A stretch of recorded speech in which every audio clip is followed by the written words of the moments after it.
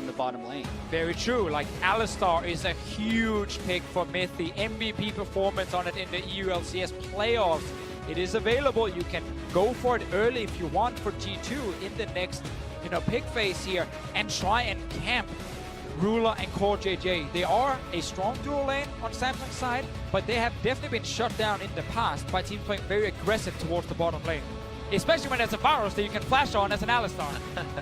By far the most picked champion for Ruler during the regular season, playing it even before, long before the Ardent Sensor meta took shape. Oh! We've switched things up immediately because Gragas was the second best jungler, so to speak, with Sejuani ban. The Ivern, that's a throwback there for Trick. I love the fact that Ivern is being used. I really felt like he was like low-key good coming into this because he brings Ardent Sensor. So when you run a support without Ardent Sensor, Ivern will bring that. We get that Alistar we just talked about. There's a Varus with no mobility on the side of Samsung. However, they have still found an Ardent Sensor in their game. You can't ban all of them right there. Tarek, with the Ardent Sensor, can apply it to the entire team if he has the right circumstances reached, and can be very good against champions that have to all-in engage like Tarek, as long as the burst isn't incredibly upfront. But to your point, Officio, the Xayah Alistar can be extremely aggressive, and it doesn't have the late game penalty of no Ardent Sensor since they picked the Ivern. So I really love that trio of picks. Tarek, of course, is a standard answer from a lot of supports, especially over in the LCK, where looking towards the late game team fights, when Alistar is like jumping your back line, you pop down that Tarek ulti, your carries will not die. A Varus with Rage Blade and Ardent Sensor just free hitting. But G2's comp at the moment with Ivern are not necessarily looking to dive the enemy backline in team fights. It's actually looking to also just deal with the big tanks in the front, because Ivern is obviously not going to offer anything when it comes to killing people. You almost have two choices in that. You could say, oh, as G2, our first initiation didn't work, pull back, do it again. That smells like a Corgi pick. Decide what they want to do. Absolutely could. We see Cassidy, LeBlanc, Syndra, Rise. Corgi does seem like he could very much so be on the list. They may just leave it out for the last. Ruler could be locking in that Cho'Gath, as Samsung Galaxy, as we heard, loves to go late. Yeah, and this is also a pick right there, a power pick in the top lane, and I think more importantly, gives them the counter pick in the mid lane. You already have those 4 mid lane bans. What do you think the blind pick is here for Perks? Give me Trundle or Gnar for Expect in the top lane against that Cho'Gath if he wants actually like a counter pick for himself. Perks wants to play it safe. The Kassadin ban was surprising when they now didn't pick the mid laner blind, because obviously G2 would never blind pick Kassadin. It seemed like Samsung were expecting a Cho'Gath ban from G2. When that didn't happen, they kind of adapted on the fly. Yeah, I think a lot of these last picks don't have huge counter pick value right here. The Cho'Gath and the Maokai with the current bans, not necessarily huge counter pick value, and the Shen can have a better late game laning phase against the Cho'Gath if they choose that. Yeah, and obviously Shen does offer even more potential bot lane dive. You have the Alistar engage with the Shen ulti on him. I sometimes feel teams tunnel too hard on then just playing bot side when they go for Shen here over Maokai, because Maokai is the superior late game tank. And while it is a draft from G2 that is focused around killing Ruler in the bot lane, I still think that Maokai for late game would have been more than fine for G2, because this game will most likely go towards late game. Absolutely. Hopefully Crown could now be a carry on that Talia. More so setting up the plays maybe for Cuvee to get in there, be that tank. They can cut people off with ambition. G2 looks like they could be all around these fights, really picking and choosing how they sort themselves out to get into it. 2 sweet teams we see coming in for both, and both with that Ardent Sensor, as we were wondering. Yeah, it's very interesting as 2 teams that do like to play it a little bit more slowly, yet last game with RNG in 1907 and Fenerbahce was that slow drawn out one. Here I see more initiation opportunities. You have the Shen who can always flank, you have the Alistar who can fly in, and then from Samsung's side you have the global presence of the Talia to make plays in a side lane with a utility 80 carry in Varus, which by the way, 20 picks in Summer Split plus playoffs and regionals for Ruler is the most picks on one champion globally for any player in Summer Split Plus. So he is very comfortable and familiar with that Varus. There you go. You got a way to measure that guy. So mystery gifting has been reset. That bonus is reset. Baron steals and pentakills will double the chance for a legendary skin or esports skin in the client. The bonus stacks up to 4 times max. I think we'll get some good Baron steals throughout groups.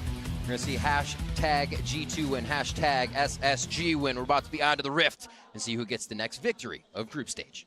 And it feels like we're right back towards MSI here for G2 already with that Iron pick coming in. Trick not played this champion during the summer split at all. Also, it's same with Shen for Expect actually up in the top lane. And obviously, during this boot camp here at G2 Esports, figuring out that there are other ways to get Ardent Sensor on the map. It doesn't have to just be support, and that's why Iron is right back in the meta. And go ahead. We've seen the coin Targon lanes. Let me tell you, double relic shield lanes. Have you seen that one? They're trying to funnel gold as much as possible. The bling lane. Onto Core JJ. Ooh! Okay, I like that. Flashy plays. Great flash with the mid laner. Yeah, that could. Well, you'd think it would trigger early ganks, but not necessarily from the Ivern. It would then have to be Mithy roaming. I'm interested, actually, why Core JJ didn't just go coin on Taric, because you will generate so much more gold. That could speak to not wanting to get pushed in early by the Alistar kill threat, because you do have a very real trade-off of combat stats early on when you're going coin versus when you're going a relic shield. The health could end up coming in pretty handy. I also want to see if Ruler is just rushing the Rage Blade. It's a build we see a lot from Varus at the moment because it's a super strong spike for him on just one item, and then when Core JJ gets his Ardent Sensor, you have these two items that just work perfectly together. You know, attack speed that stacks up the Rage Blade faster, and you just deal so much damage at that point. So they're trying to actually really get as much gold as possible for both members, because obviously their build path towards Rage Blade kind of sucks when you gotta build AP as well on the way as an AD carry. It doesn't feel great, but once you get the full item, it's strong. Escalate that goal just a little bit with the early game purchases. We'll see if Samsung can get to that curve nice and quick. Yeah, I do have to credit Samsung's early warding there, seeing Trick on the blue buff. There is a lot of variance in what Ivern can do early, and he's a very real threat for invading and stealing the enemy red if Ambition isn't going to rush towards him. So they spotted him. Seeing that he smote his own blue meant he wasn't going to invade the red. That actually lets you predict the entirety of the Ivern path. It means he's going to do a slow clear right here, so he's going to keep on his own side until he's level 4. And I was looking at Ambition and seeing if maybe he wants to invade the no-flash Ivern early, because Talia will get the push on Corki, as we can see here on your minimap with Crown basically, you know, pushing perks down to his tower. But Ambition just taking his own slow clear. Ivern, after we nerfed him some time ago, like gets really low in the jungle on that first clear, so if he has no flash, like it's a Gragas fighting with a red buff, and that's a kill for Samsung. But Ambition are not going in there just yet. Also, this Ivern for Trick, like riding a bike, actually haven't seen it as of much lately. Gragas, Sejuani, Jarvan, Zac, and the not-so-often Maokai was his champion pool as of late. But here, bringing back, as we said, that Ardent Sensor for the team. What else are teams going to show at Worlds? G2 try to put a stamp on this one as they go for the melee jungler and Ardent, or I'm sorry, melee support and Ardent jungler. Yeah, and just reminding everyone that this is the exact same starting lineup that made it all the way to World Finals last year, but wasn't necessarily expected to. Right. They did win their group. They won all of their bracket stage games, but many people were expecting the Tigers to make it out, and a lot of people thought TSM would actually win the group that Samsung was in as early on in this tournament as that. So definitely trying to have that type of Worlds performance once again where they can make it all the way to the final. And one of the big reasons they made the final in 2016, one of the big reasons they're here again in 2017 is because of Ambition in the jungle. Like, he did step away from the team. They were playing with Haru as well, and it just wasn't the same. They need his leadership, but he's the kind of jungler who doesn't take any risks. He plays very slow early on, and that's why he did not invade this Ivern. Top lane gank right now. Waiting, nice rupture, get that long range for Trick so he can get the damage in, and it looks like Expect's gonna get the tank early, but the damage won't be there. Root Caller just a little closer, and he stays alive. Chucks the potion early, shield comes up. They stay alive, but that was botched. That was a little bit overzealous by Expect, flashing to get the sword pass through when he'd already taunted early. They had taken Cuvée out of the lane, they had burned his flash, but they thought they could get the kill. In doing so, they give up any advantage they would have gained from the game. He forgot that Ivern barely deals any damage right there, and actually was on the Shen to try and kill the Cho'Gath in the end. Cuvée stays alive, TP's right back into that lane, and he is fine now, trading flashes up in that top lane. Trick's own flash is almost ready now, so he did not get punished for it. Right. As I was saying just before here, Ambition do not take any risks early on. It's slow jungling, meaning Samsung plays a lot slower with him. and they can get to late game more often without being too far behind. Yeah, they made He's back, baby. Round 2. They got the taunt. The flash is up. Where is it? Oh, there's that long-range damage. Root Caller to come in. This one's going to be it. He's going to slalom through the minions, but not far enough. First blood going to Shen. Going to expect. Fischio, Ivern players everywhere. You do a little bit of damage. You definitely do a little bit. It's better than having no one else there. And It's sugar-coated. Specifically, being able to just shield the melee champion when you have a flashless opponent is so critical. And just smacking them with that auto attack. It's the worst way to die to a gank. Is this Candyman just standing there, like slowly hitting you and grinding Candyman you is down. terrifying. In the end, if you give him enough time, yeah, he will definitely deal a bit of damage. A bit. Needed toward, but the red buff is actually one of the critical things right here because the brush plus auto attack stacking up with red buff do a reasonable amount of damage that can easily kill the Cho'Gath right there, and that return is what they need. It's still yet to see Ambition make his entrance into a lane.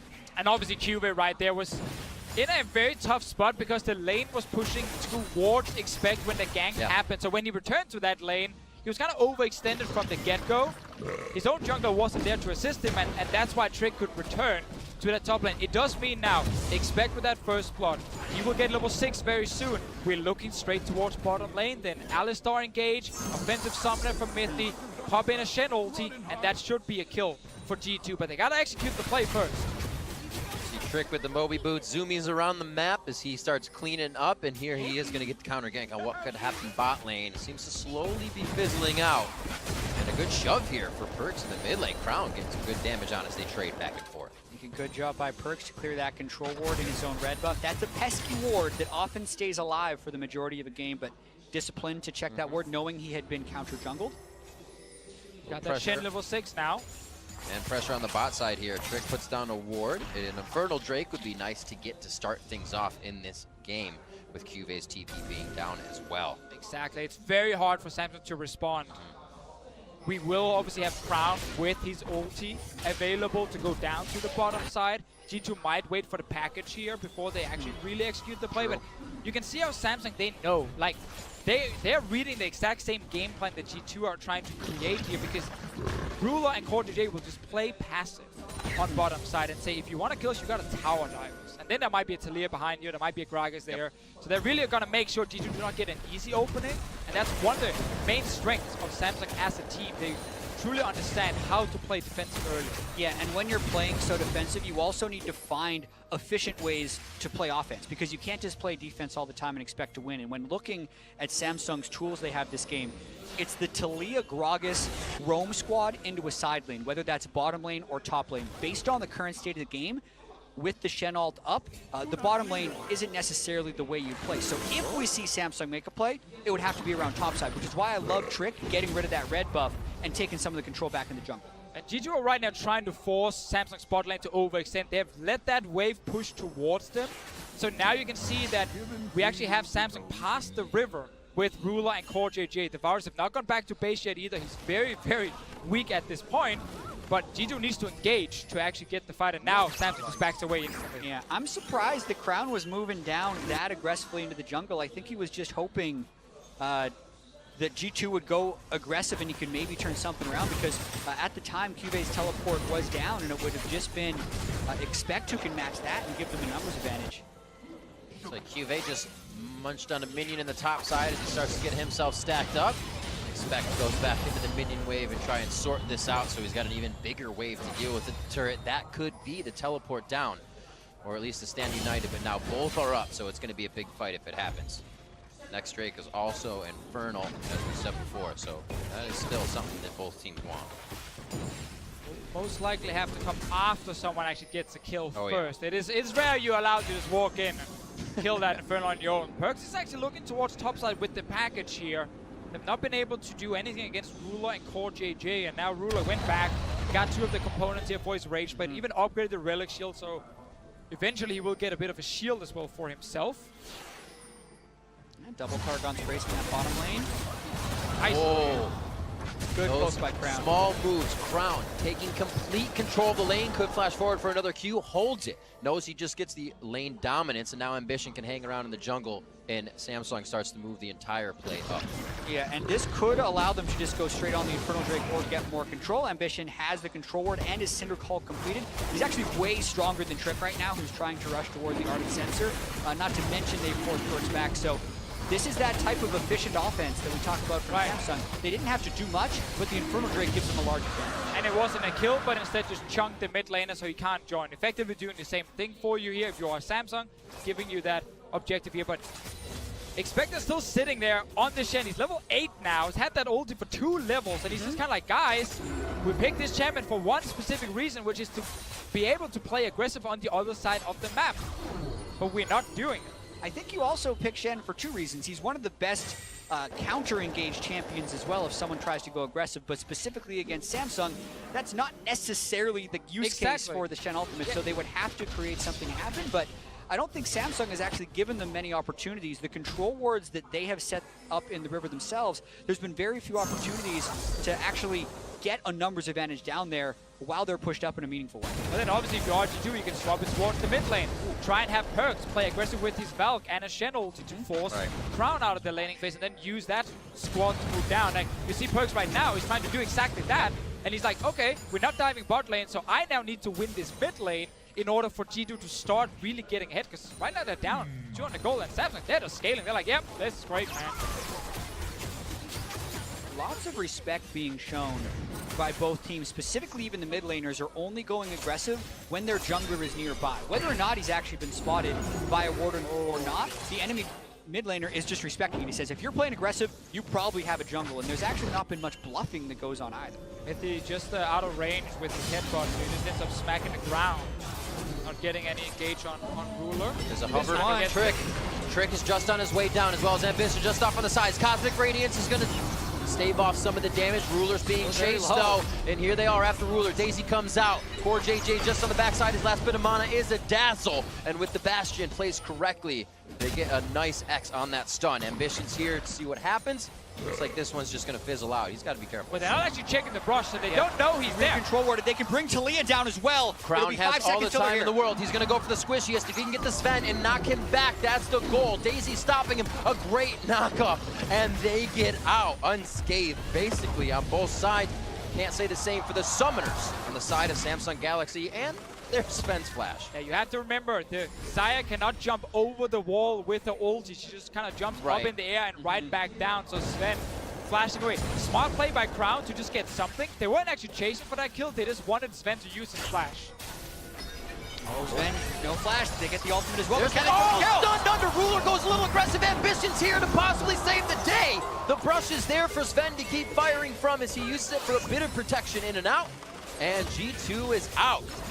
That's exactly the type of turnaround they needed after they used the Shen ultimate to not generate a kill, because that lane was starting to get a little bit out of hand, and Ruler was getting very close to completing the Ginsu's Rage Blade. So with that 27 or so CS advantage that Ruler had, getting the kill onto Sven will help him keep pace. Yeah, because going back to the play G2 tried to make, it was actually really bad coordination for them as a team.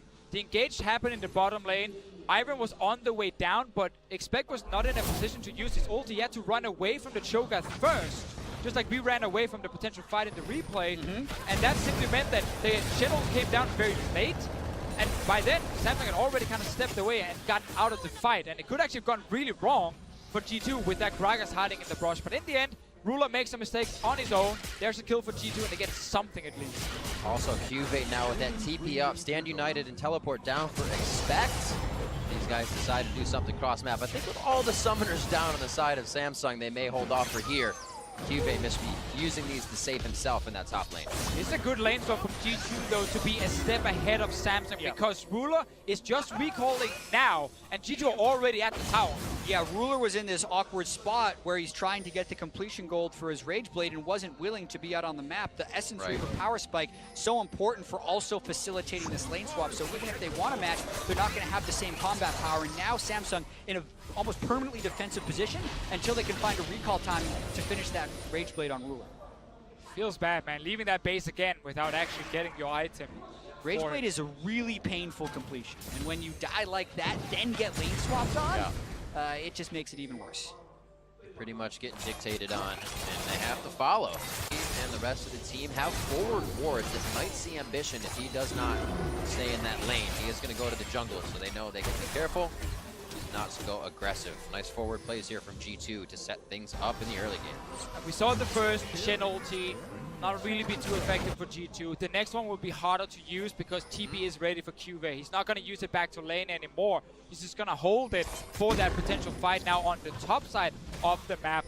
If you manage to win that fight where the dual lanes are, you're most likely getting a Rift Herald as well as a reward, and that's suddenly a tower going down in your favor. So when you have these two teams with Ardent Sensor trying to both go to late game, very small things can really impact early on who actually gets the advantage with the gold. Yeah, and a really early Daisy used by Trick, but this can actually be used as a way to push the turret really effectively. He's got an Ardent Sensor for perks to help his attack speed, and then Daisy ends up tanking the turret to keep it alive. So Crown couldn't be able to clear it, but how much can they actually get done? It's these small things that the teams are trying to get in this slow game. Still quite a ways for that minion wave to get up, as now Ruler and the rest, I'm sorry, Core JJ and the rest of the team trying to make a move towards the mid lane, allow Ruler to farm up with that Rageblade now. And Perks standing very tall right in front, knows the team is behind him, and G2 feels like they have more control of the map to take these little back and forths. The game definitely getting more tense now as we're starting to see the items being completed and more playmaking tools and a lot more damage being on the table, but this type of pace actually isn't that surprising. Samsung, Samsung, the slowest team in their region and the slowest team at Worlds combined kills per minute wise in the summer split, and then G2 extremely slow as well. You can see 12th slowest in combined kills per minute from the summer split for teams at Worlds and 8th in their own region. So when we talk about these teams kind of being a mirror matchup to each other, this is what we're talking about as well as other things. Yeah, it's two teams who do not like to go for the high risk, high reward plays. Instead, you try and make it, you know, a low risk play. And sure, you might not get the huge reward where you're getting an early ace or like many towers going down early, but you're often just getting small advantages, small victories that will eventually snowball into that big win around a Baron or around a late game team fight. Obviously for G2 and Samsung, both comps have a lot of scaling on their side. Like Corki scales like a monster, there's Ardent Sensor from the Iron as well, and both teams are okay saying, sure, let's just go towards the late game and test who is truly the best team fighting team. And I feel like Juve is feeling that even more. We don't have that Tristana in this game to destroy him if he goes to 30-some minutes as that Shogath. Already the Righteous Glory could be that engage that the team looks for. Right now, Rift Herald and possibly a Dragon, but the Cloud Drake may just stay waving in the wind for a while here. Might get a little aggression from that top side. There we go. I was wondering, it's kind of like Mithy's calling to the team, do we want this? Should we engage? Perk says yes. Right over the wall, Cosmic Radiance goes out, uses that another Valkyrie to get himself to safety, and Stand United comes in, the 2v2 on the backside with Daisy coming in through the crowd. And what damage from Perks! Looking at the left side now, his Ambition about to go down. Featherstorm comes out as they try to lock him down. Great fights by Core JJ and Crown on the right side. As we look back behind Baron Pit, they're able to turn the fight as a double kill from Expect comes through after the flash. And now they're trying to sort this one out to keep themselves alive, but also find that last sliver of health that could be keeping Expect alive. And he goes down. 2 more kills for Samsung Galaxy. What chaos in that fight after 18 minutes of trying to find small advantages. Everyone finally uses those globals to fight around the Rift Herald. It's a split fight, top and bottom, but in the end of it, 4 people fall on G2, and Samsung trying to push mid. Yeah, it was a good start with the Corki jumping into that backline, but Core JJ read the situation and instantly popped the Taric ulti. Bought so much time before G2 could actually kill Ruler in the fight and allowing the rest of Samsung to... Let's see it one more time. Yeah, exactly. Let's see it again here. After they forced the flash from Taric, the package is available from Perk's side. He should call for Shen ulti already, but Shen of course has to respect that he can't be stopped by a Cho'Gath. He actually ends up jumping out of the fight, but now the ulti's down here, buying time for Samsung's backline, and then look at Ambition to the left, waiting for QA to join. And by the time his Cho'Gath joins, well, a lot of damage has already been dealt by the Kraken, and now kills coming to Samsung. Yeah, small fight on the back end as well, and when Crown is untouched, it allows him to chase, because at this point, it looked like a one fight for G2, but because of how healthy Cuvée and Crown were by the end of it, thanks to how much G2 burned at the very start of that fight into the Taric ultimate, since they couldn't escape the fight, it ends up being 4 for 3. This Rift Herald is going to disappear very, very soon, but they just kill it in time. Samsung got the bot lane tower, though. Ooh, wow. Getting a lot of gold. They're going for more, too. Low. They got Ardent Sensor pushing down there, as well as the Rage Blades. Tough one for Expect to defend. They're going for the, okay, I was going to say, taunt out. Core JJ is able to tank it up. They got the minion wave there that's going to be bot. Rift Herald's going to be thrown mid. They can try to get the damage in. And suddenly, could be 2 turrets for G2 right here. There's a low turret top lane as well. And suddenly the game is supposed to speeding up. Like after that fight at the Rift Herald, we're getting bot lane tower down, mid lane tower down. This tower from G2 in the mid lane is so low. That's like 2 or 3 hits from Samsung, and that's gone as well. And then you have a wide open map where we're gonna get a lot of fights to control mid lane, to get Baron vision, and we're gonna get team fights. So many team fights in this game here. You better not be lying to me, Martin. Oh, trust me, we're gonna get at least one more team fight, Riv. Okay, I will promise you 2 more. Whew. I got a one up. All right. No. I'm getting a little. Okay. 5-4 here, 20 minutes in, and it is the top turret and the mid turret we're looking at. Mid turret for G2, top turret for Samsung Galaxy, and that may be what's going down. They don't feel comfortable enough, not enough wards forward to get that to happen, but G2 being able to protect this mid one is big. If that opens up for the map, Samsung Galaxy is going to be all over their jungle. Yeah, because Samsung were playing on the bottom side just before when they killed that bot lane tower, G2 actually had no wards on this side, so they didn't see them walk to this Cloud Drake, and that's why they stepped away top lane, not knowing, okay, are like multiple members from Samsung gonna show up here and kill us? And that actually means this tower is still sitting there, and the gold is not in G2's pocket by the time Sven went back to base. Small things, but again, the vision control always important, and when teams are splitting the map, oftentimes, if you have a Drake down there, you're gonna get an extra reward.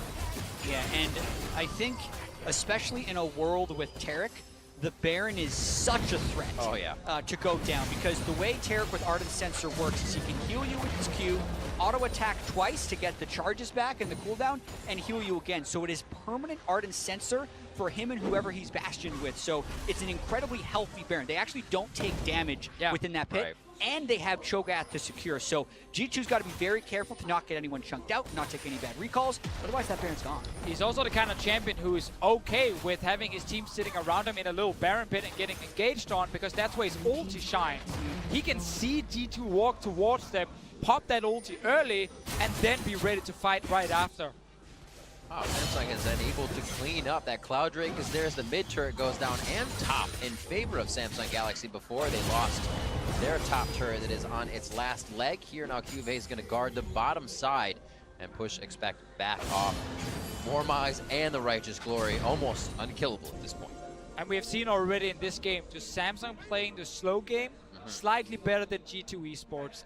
Yes, this top lane tower will die soon and give some gold back, but it's still in favor of Samsung. And coming down to that big fight around the Rift Herald, and the fact that Rula and Core JJ, despite being against a tough setup, barely actually were under pressure in the bot lane. They were able to just kind of farm evenly, even slightly ahead now, and Samsung were happy with that early game. Yeah, and when we're thinking about the way these teams match up against each other, both liking to play slow, try and get to the team fight phase, we were kind of expecting, Samsung does that a little bit better. Yeah. So in order for G2 to win, don't just play exactly the same game, switch it up a bit, which is what we thought they might be able to do with Shen and Corki with package and double TP to pull things around the bot lane with their engage Alistar. But you're sitting at a 2-assist Alistar and a 2-kill Sven at this stage in the game. It doesn't feel like they've necessarily done enough of that early stuff before we're in this team fight phase. Still yet to be decided. You can still out team fight them, but it is definitely advantage Samsung right now. Yeah, obviously one thing the Shen will bring is the ability to block some of these autos from an AD carry with Rage Blade, who's basically built around just landing auto attacks as fast as possible. But that's a few seconds where you remove some damage from Ruler. After that, the Cho'Gath definitely takes over in teamfight value. Yeah. Because not only is he hard to kill, he can actually also kill you. I'm half health, it's okay. No, it's not. It's never okay. It's never okay.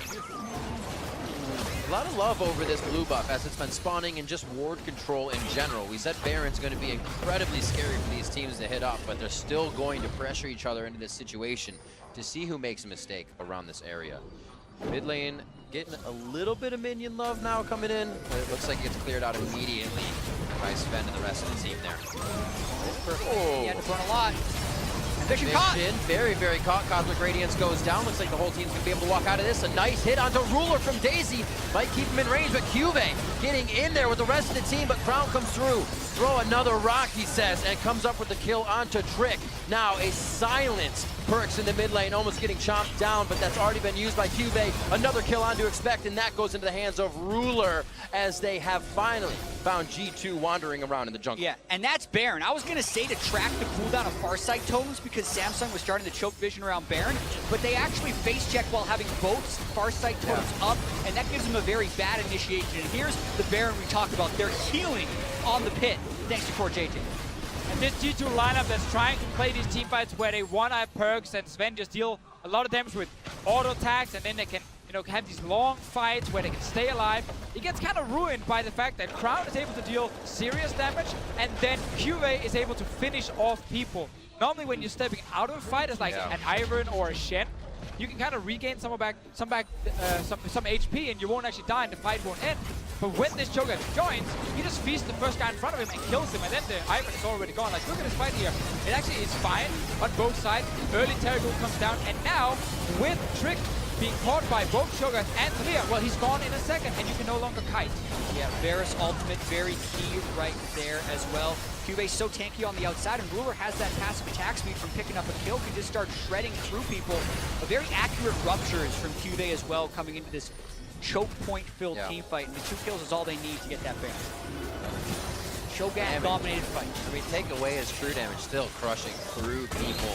Maybe carries Sven, trying to do what he can from that back line. Not too many survival items for him just yet, if any. Really just the damage and his ultimate that he's trying to use. They're going to watch their mid turret go down and bottom. That's the thing. Samsung Galaxy has been able to do a 1-2 turret punch more than once. Their influx of gold has been pretty crazy this game. And it just feels so in control.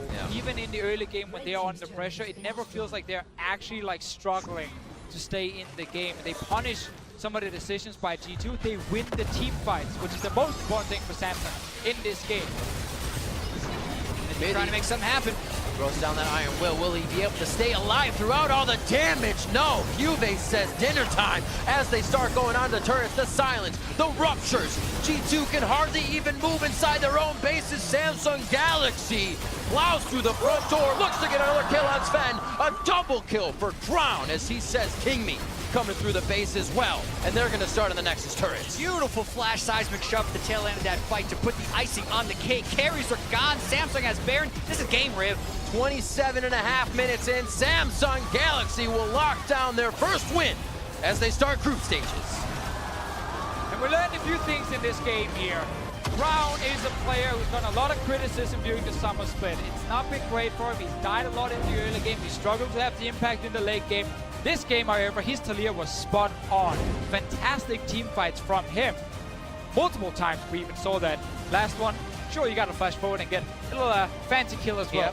Not necessarily about the Weaver's Wall, as the double teleport and the Shen would have potentially blocked those, but able to chain the CC very well with the rest of that team. So Cuvée on the Cho'Gath, even though he wasn't the guy with the 3 kills from the mid-game team fight, really controlled those fights that ended the game very quickly, because the fight around the Baron pit to the Baron, it was over before that power play was done. Exactly. A lot of things made sense in the G2 draft. The Shen, sure, we get the idea behind it to try and kill the bot lane, but as we mentioned in Champ Select, sometimes you can tunnel a little bit too hard on saying, let's go and try and kill that bot lane with the Shen, because in the late game team fight compared to Cho'Gath, you just don't have the same value. Cho'Gath will always end up being, you know,